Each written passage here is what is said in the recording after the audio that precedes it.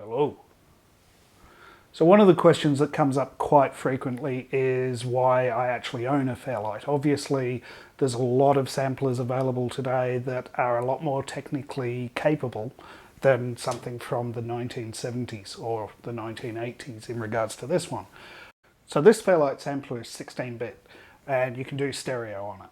But everything you put in there sort of gets smoothed out and made very warm and lush, and it really is an amazing sounding machine. But besides from that, there's a bit more to this story. So I was born here, I moved here, and when I lived in this house, I saw this. Now this was amazing. This was the first demonstration I'd ever seen of the Fairlight CMI. A bit later on, we moved from that house all the way to here, and I lived here. So during summer we used to go here, and after school I used to swim here. Now a bit later on we moved here, and after a while we lived here, and while I lived here I started listening to this, which I still have today, and thought everything on here was the Fairlight CMI, which unfortunately is not the case. And then a little later I bought this, where pretty much everything on here is the Fairlight CMI. This was amazing. One of the tracks, the first track on this, I used to play daily. From here, obviously a bit later, I bought this, and this cemented in my mind I had to have a Fairlight CMI. So today we're going to make some new samples. I'm going to start by doing the classic blowing of a bottle. Hopefully the lavalier I've got on will pick this up decently enough, so let's try it. It's all about the breathing.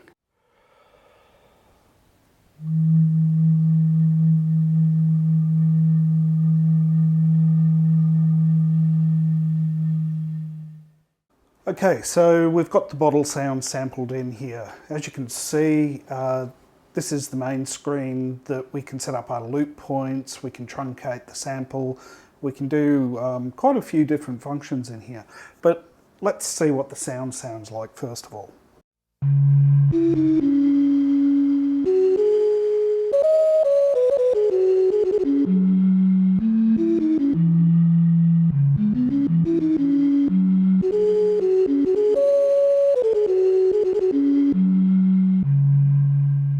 So I'm quite happy with that.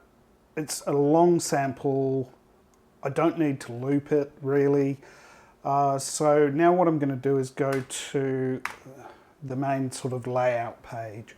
So in this page I can set the different voices if I multi-sample against different parts of the keyboard. What today is a fairly standard feature, but it was pretty amazing back then. I can also set some basic envelope settings like the attack and, you know, release, all of those things. I can play with the analog filters on the Fairlight. I suppose the first thing I'm going to do is, I've only got one voice at a time, so we go N, P, I'm going to go 4 voices.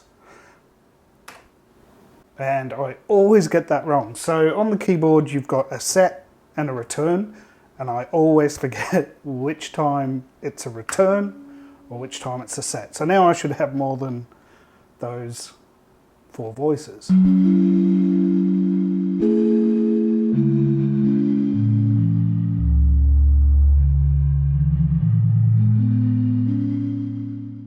Alright, so if I want to see those 4 voices actually in action and which ones are playing which note, I can go to page 2. And in here, if I go F6, it'll show me the actual channel routing. So now if I play,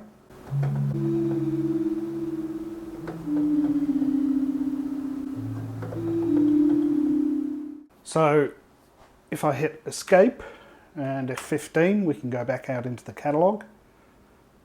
So we'll leave my folder for the moment, so we'll close that. And we'll go into the Fairlight library and we'll open that. So this will take a moment to load. It's loading an entire catalogue of contents off the drive. So let's have a look at this Rode piano. I think that could be quite interesting. So we'll load that into the memory. And let's have a listen.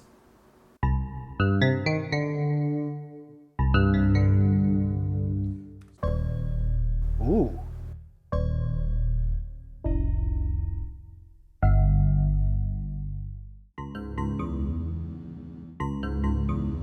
So you might be noticing that the voices suddenly cut out and actually drop back an octave. Now the reason for this is the way the Fairlight works. So the Fairlight has a really unique way of making these samples work. What it does is it actually has on each voice a processor, and that processor gets clocked down in processor speed, and as it gets clocked lower, it actually plays back the sample at lower pitches.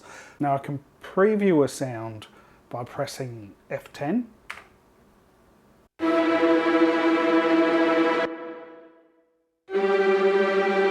Control Q to stop it playing back. Let's have a look at this one. Quite like that. So let's load it in with F5. And what I want to do again is take it down the low end of the keyboard and see what aliasing and everything else comes out of it.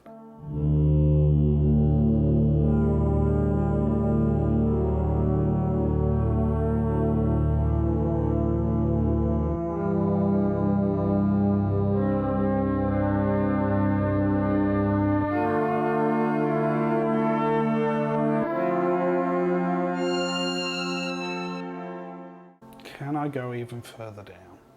So let's go back to the sub voice. Okay, I can go to 3.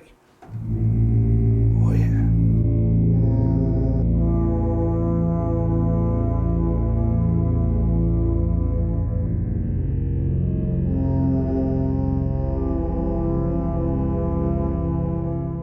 So we've explored a few sounds so far in the Fairlight library. Let's find those classic Fairlight 2 sounds. So this is the Fairlight CMI 2 library.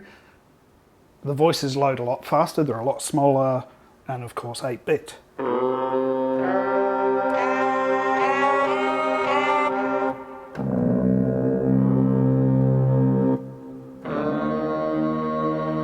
Bit too bagpipey for me. Let's have a look at this.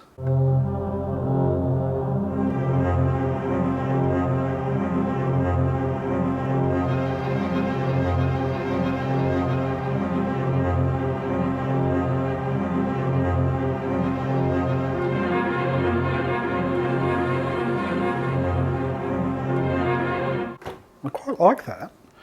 All right, let's see what else we've got in here.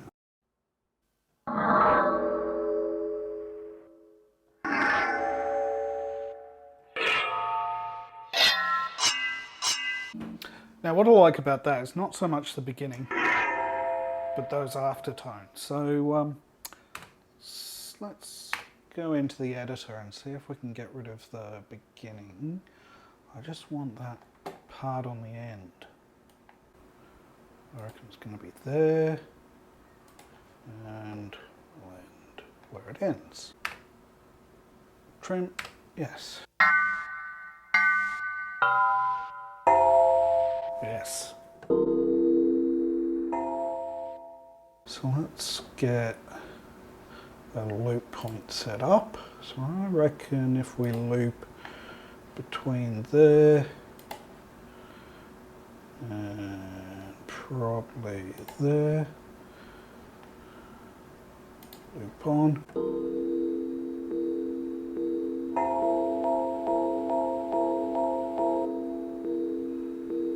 Now let's gain that a little because it's quite low.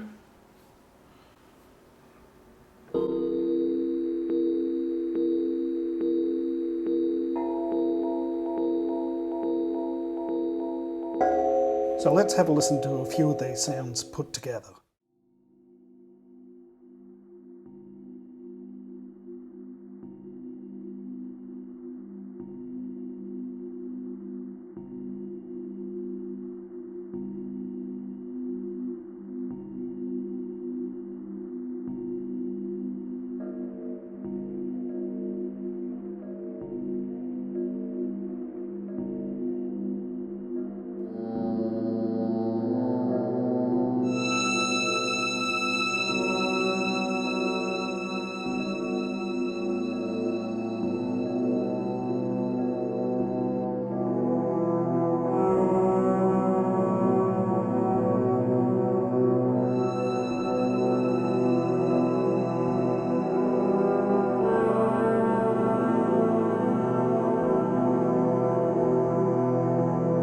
So I hope you found this not too boring.